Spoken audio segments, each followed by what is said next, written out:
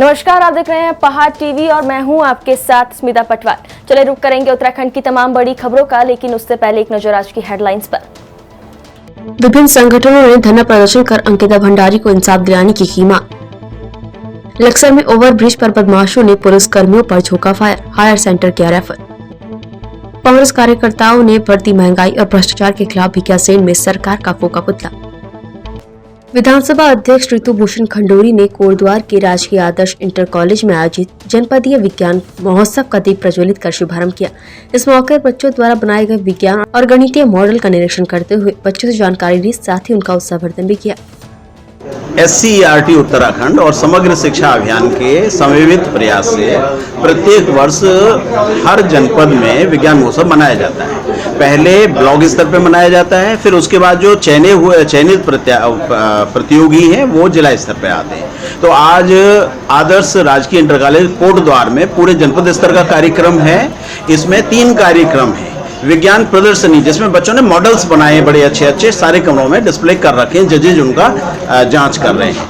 एक है विज्ञान ड्रामा, विज्ञान विषय को लेकर बच्चों ने ड्रामा तैयार किए। 15 ब्लॉक के 15 ड्रामा हमारे यहाँ जो चयनित हैं वो आ चुके हैं। एक है विज्ञान मेला, उसमें बच्चे प्रोजेक्ट तैयार करते हैं, सिंगल प्रोजेक्ट और टीम प्रोजेक्ट।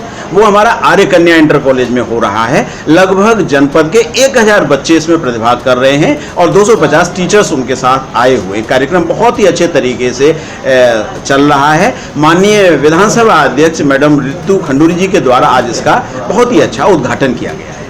सर, मैं इसी कॉलेज की बात कर रहा हूँ, तो क्लासों की स्थिति बड़ी खराब है। क्लासों के अंदर पेड़ों की जड़ें आ गई सर, वो हो तो उसमें आप क्या कहना चाहेंगे कि स्थिति ऐसे स्थिति कैसे? देखिए, आपका जो प्रश्न है बहुत ही वाजिब है। ये विद्यालय एक ऐतिहासिक विद्यालय है और उतना ही प्राचीन भी है। इस विद्यालय का मैंने इंस्पेक्शन किया है और यहाँ के जो PTA अध्यक्ष हैं अग्रवाल जी, उन्होंने खंडूरी मैडम को, विधानसभा अध्यक्ष जी को एक ज्ञापन भी दिया है।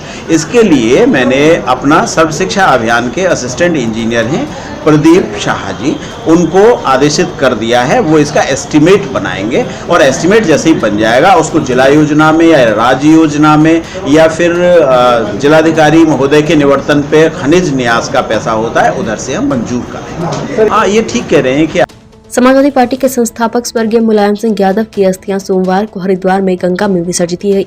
अखिलेश यादव मुलायम सिंह यादव के अस्थि कलश के साथ परिवार सहित जौलीग्रांट एयरपोर्ट पहुंचे और यहां से सड़क मार्ग से हरिद्वार के लिए रवाना हुए। देहरादून एयरपोर्ट पर सपा के कार्यकर्ता मौजूद रहे। बिल्कुल समाजवादी पार्टी के लोग बड़े सदमे में हैं और बिल्कुल निःशब्द है, क्योंकि नेताजी का जाना समाजवादी पार्टी के लिए क्या पूरे देश के लिए बहुत बड़ी क्षति है और उनकी भरपाई करना बहुत मुश्किल है। देखिए, नेताजी का जाना समाजवादी पार्टी में तो क्षति है ही, पूरे देश की राजनीति में नेताजी का अपना एक अहम ओहदा था और पूर्व कैबिनेट मंत्री, रक्षा मंत्री रहे। जो नेताजी का देहांत होना हम सब समाजवादियों के लिए बहुत बड़ी अपूर्णीय क्षति है। इस क्षति को तो पूर्ति किया ही नहीं जा सकता था। नेताजी जो हैं वो धरती पुत्र मुलायम सिंह, इसलिए कहा गया कि जन जन के नेता हैं। इतनी अपार श्रद्धा हम सबके हमारे है कि हम अपने नेताजी की जो पार्थिव शरीर की अस्थियां लेकर के माननीय हमारे राष्ट्रीय अध्यक्ष अखिलेश यादव जी जौलीग्रांट एयरपोर्ट पे अभी पहुंचने वाले हैं। हम अपने नेताजी के श्रद्धेय नेताजी के उसमें अपने श्रद्धासुमन अर्पित करने के लिए यहाँ पहुँचे हुए हैं और उनके साथ अभी राष्ट्रीय अध्यक्ष जी जब यहाँ पहुँच जाएंगे, हम सभी जो कार्यकर्ता यहाँ से उत्तराखंड के साथ साथ जो बगल के हमारे उत्तर प्रदेश से भी लोग, बहुत सारे लोग यहाँ पे आए हुए हैं, वो सब हरिद्वार पहुँचेंगे नमामि गंगे घाट, चंडी घाट के लिए और हम अपने नेताजी माननीय मुलायम सिंह के लिए अपने श्रद्धासुमन अर्पित करते हैं।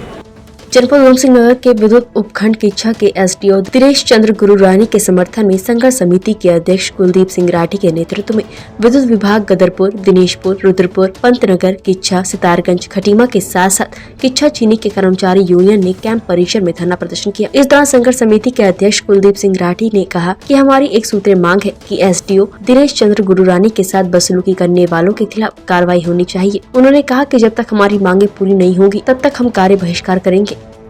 मुकदमा दर्ज हो चुका है, लेकिन मुकदमा दर्ज होने के साथ ही पुलिस प्रशासन आगे की कार्रवाई करे जो भी कानूनी कार्रवाई बनती है दोषियों को गिरफ्तार करें, क्योंकि एक बहुत ही संगीन मामला है। बिजली विभाग के उपखंड अधिकारी जैसे पद पर कार्यरत एक व्यक्ति को ऑफिस में घुसकर गाली गलौज किया जाना या इस तरह की बातें होना, ये कर्मचारियों को बहुत ही दुखी करने वाला और भयभीत करने वाला है। कर्मचारी बड़ा ही हतोत्साहित है और आक्रोशित भी है। इसीलिए आज हम लोग गदरपुर से खटीमा तक के साथी यहाँ इकट्ठा हुए हैं और हमारी बस यही मांग है कि जो दोषी है उसके खिलाफ प्रशासन कार्रवाई करे। ये संघर्ष समिति का निर्णय है। जिस तरीके से गणेश उपाध्याय जी ने कार्यालय में घुस के गाली गलौज, बदतमीजी और मेरी टेबल्स की फाइलों को नीचे फेंका है, वो असहनीय है।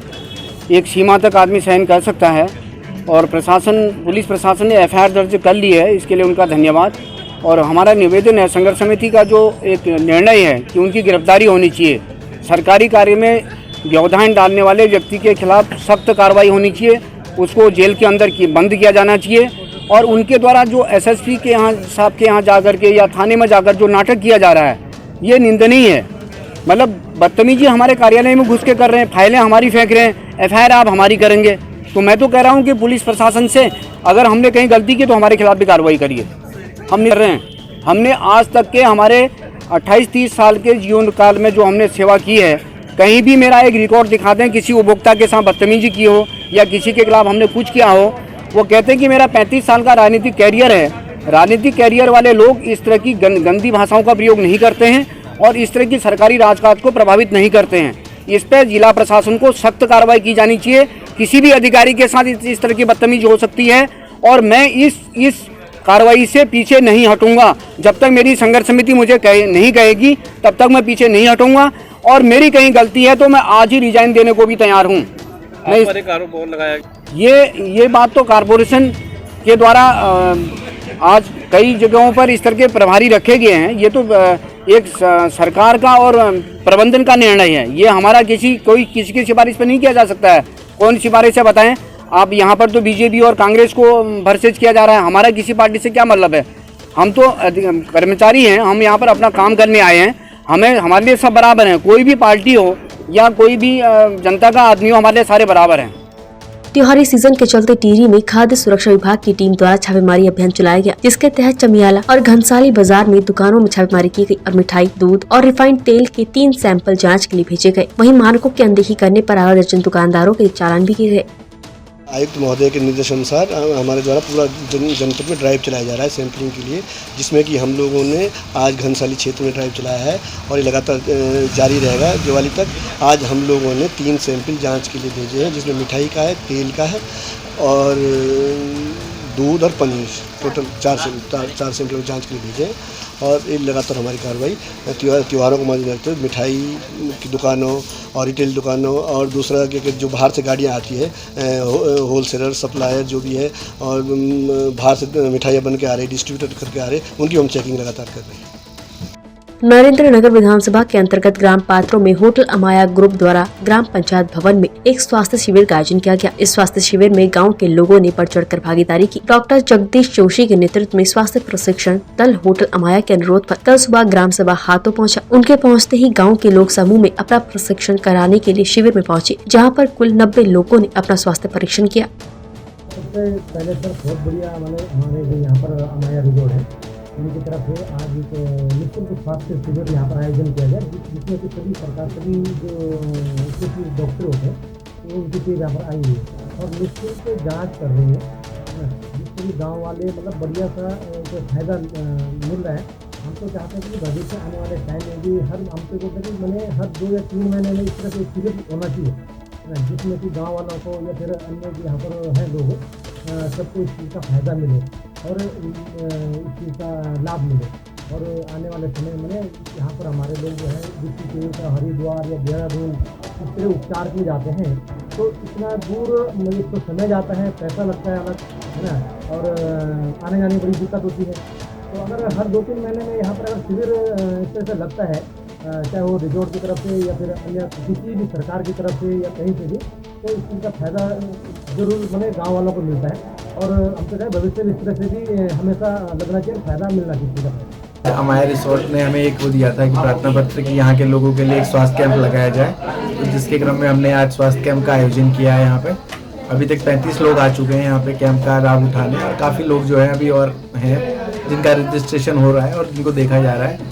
और इस कैंप में हम लोगों ने ब्लड टेस्ट रखे हैं और निःशुल्क चश्मा वितरण रखा है और स्त्री रोग विशेषज्ञ लाए हैं और नेत्र रोग विशेषज्ञ और जनरल फिजिशियन हम लेके आए हैं।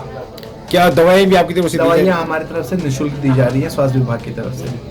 मेरा नाम शिवानी भंडारी है। तो आज हमारा निःशुल्क स्वास्थ्य कैंप लगा है पाथो गांव में। तो मैं भी जब यहाँ पे पहुँची सहयोग करने के लिए, मुझे जैसे ही पता चला कि यहाँ पे निःशुल्क स्वास्थ्य कैंप लगा है तो मैं यहाँ पे पहुँची। तो जब मैंने देखा तो यहाँ पे काफ़ी अच्छी जनसंख्या में पब्लिक है जो कि अपना डेली चेकअप के लिए यहाँ पे आई है, जो निःशुल्क है। जैसे कि ब्लड टेस्ट हो गया या आँखों की जाँच हो गई या शारीरिक जिसकी संबंधित से जो प्रोडक्ट है उनके लिए वो लोग यहाँ पे चेकअप के लिए आए हैं। तो मैंने जैसे देखा तो काफ़ी सारे मतलब जो लोग हैं जो, क्योंकि जो ये पाथो गांव है काफ़ी पहाड़ में है तो लोगों को दिक्कत होती है हॉस्पिटल जाने के लिए।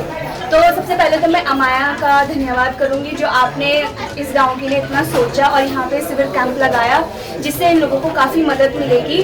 और साथ ही सरकार से भी गुजारिश करूंगी कि ऐसे कैंप्स आप लगाते रहिए, गाँव में तो स्पेशली लगाते रहिए क्योंकि शहरी लोगों को इसकी इतनी ज़रूरत नहीं होगी जितनी गाँव के लोगों को होगी, क्योंकि उन लोगों के पास इतनी सुविधा नहीं हो पाती कि वो लोग हॉस्पिटल इतने दूर जाएं या फिर कहीं जाएं। तो उस चीज़ के लिए आप लोग प्लीज़ ध्यान में रखिएगा कि ऐसे कैंप्स लगते रहेंगे।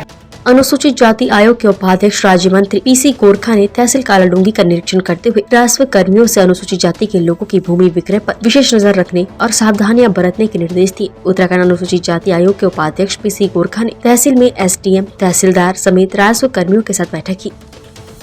हाँ, एक्चुअल में आयोग की तरफ से हमें शिकायत मिल रही थी कि जो है कुमाऊं में अनुसूचित जाति के व्यक्तियों की जो ज़मीन है उसको 143 करके बिल्डर उसका बेच रहे हैं, अच्छा मुनाफा कमा रहे हैं और जिससे शेड्यूल कास्ट के लोगों को ठीक धनराशि नहीं मिल पा रही है। साथ ही उनके लिए जो उनको पैसा मिलना चाहिए वो पैसा बिचौलिया खा जा रहे हैं और ज़मीन बेच करके वो लोग उसी होटल और उन पर उसके जो है कर्मचारी बन के रह रहे हैं और पहाड़ खाली होते जा रहे हैं। ऐसी स्थिति में हमने कोशिश की कि प्रत्येक तहसील में जा करके यह पता लगा जाए, सर्वेक्षण करा जाए कि आखिर 143 कितने लोग करवा रहे हैं। आज कालाडूंगी जो तहसील में है इसमें मुझे बेहद खुशी है कि यहाँ पर 143 के शेड्यूल कास्ट का एक भी प्रकरण सामने नहीं आया, यानी यहाँ पर ज़मीन की खरीद फरोख्त तो बहुत कम हो रही है, नहीं के बराबर। तो ऐसे बिल्डरों को चिन्हित करके कुछ कार्रवाई की जाएगी? बिल्डर चूँकि प्रॉपर रूप से ठीक से सामने नहीं आ पाते हैं, वो 143 जो है वो लेखपाल के जरिए, पटवारी के जरिए, एसडीएम महोदय के जरिए ये सीधे लाभार्थी देता है, तो उसको चिन्हित किया जाना थोड़ा सा अटपटा सा है और कठिन भी है। चूँकि इसमें हम अवेयरनेस कार्यक्रम भी जारी करवा रहे हैं ताकि लोग समझ सकें, अपनी ज़मीन की कीमत महसूस कर सकें। उत्तराखंड की तमाम बड़ी खबरों में फिलहाल इतना ही। बाकी खबरों के लिए देखते रहिए पहाड़ टीवी। नमस्कार।